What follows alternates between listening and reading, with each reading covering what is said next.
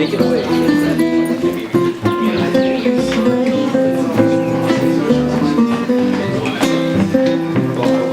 When I was 8 years old, I saw Chuck Berry on the Ed Sullivan show, and within 2 months I pestered my parents into guitar lessons, and they lasted for about a year. And then I heard folk music, and I was like, well, I don't need lessons anymore. And then I heard this song. It was a little more challenging. So I started to try and learn it. I think I first heard it by Paul and Mary. And then one day I saw some tape of Elizabeth Cotton, who used to work for the Seeger family as a maid. She was a black woman. And I was struggling to learn this song, thinking, well, if a woman can play it, I could play it, because it was the 60s and that's what we thought, you know? And I noticed that she was left-handed, and she was playing it backwards and upside down.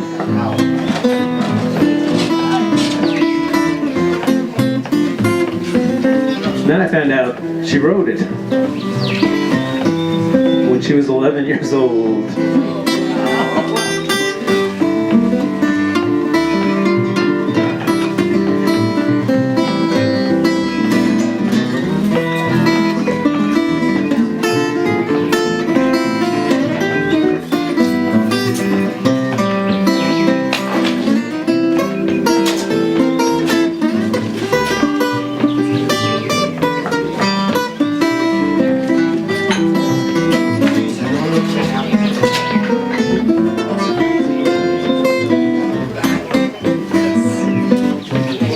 I learned how to play it, and then I discovered, well, you got to be able to do that and sing at the same time.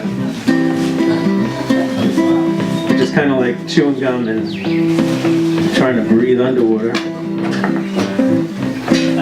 And I was pretty shy, and I didn't think I could sing, and I didn't think I could sing for a long time. And I lived in a house with 8 other people, and it wasn't a conducive environment to learn it to sing.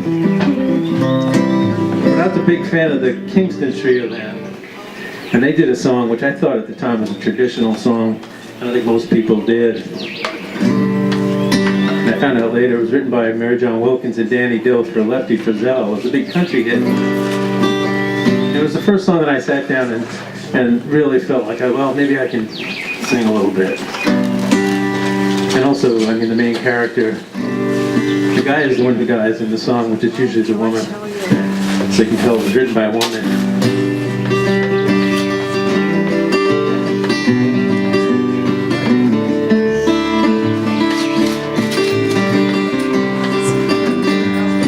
Well, 10 years ago, on a cold, dark night, someone was killed beneath the town hall light.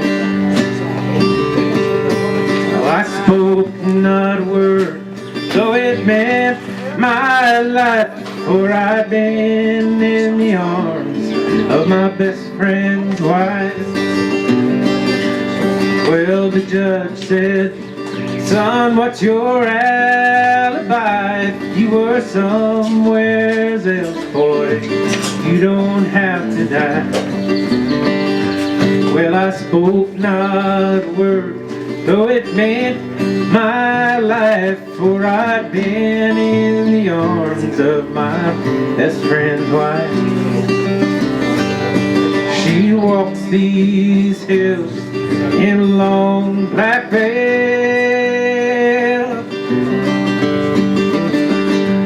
She visits my grave where the night winds wail.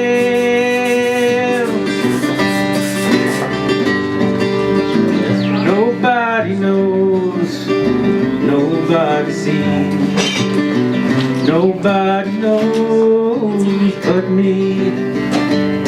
Well, that scaffold was high and eternity was near. She stood in the crowd and she didn't shed a tear. But sometimes at night, when the cold wind blows in a long black veil, she cries on my home. She walks these hills in a long black veil.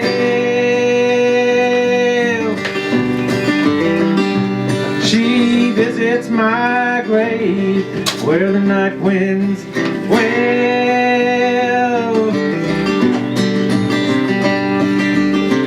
Nobody knows, nobody sees, nobody knows but me.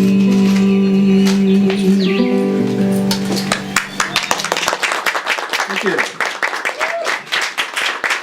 Like Steve said, it was 50 years exactly today that I first walked out on a stage in high school and played music in front of actual people. Not just hiding in my room trying not to let my brothers and sisters hear me. But what I want to do tonight is go back through some of those songs, like those first couple of songs. Those are a couple of the first songs I never knew. And alternate them with some of the ones that I've written myself that have kind of been influenced by them. Like in that last song, The Woman Doesn't Die. Like most bluegrass songs that I grew up singing, usually they're mutilated and thrown in a creek or something. So I wrote this one, which is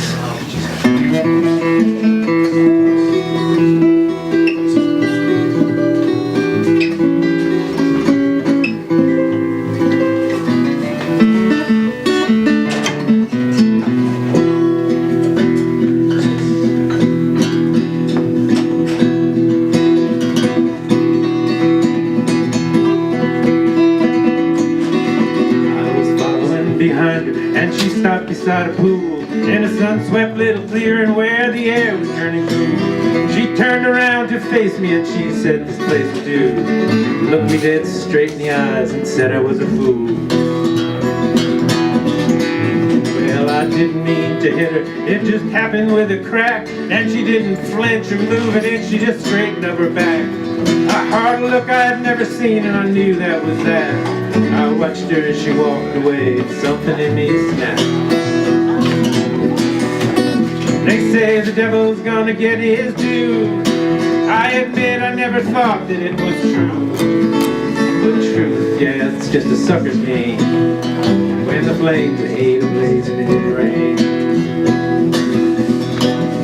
Well, them dogs start to barking like a Lord mandolin when the wind comes off the mountains and the leaves begin to spin. And October wears a coat of frost, it's thick and cold as sin. And I don't believe it's love that brought me back to her again. Well, they say the devil's gonna get his due. I admit I never thought that it was true. Truth, yeah, it's just a sucker's game when the flames of hate are blazing in your brain.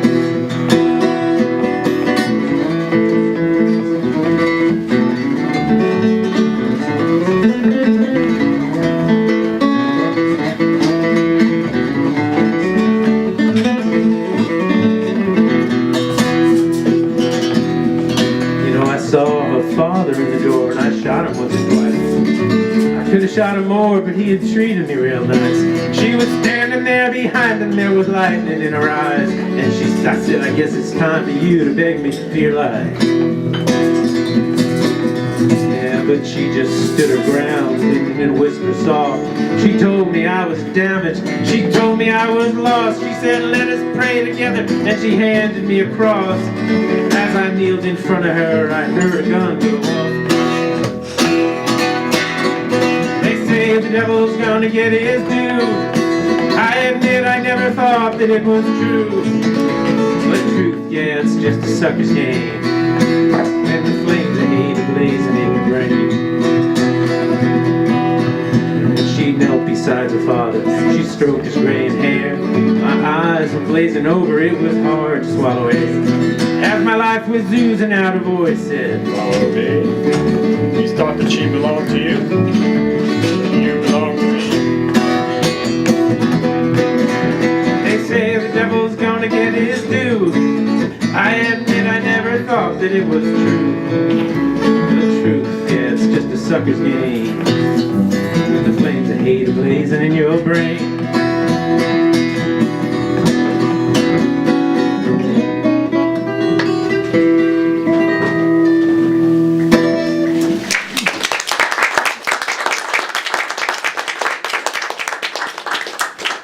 A little light.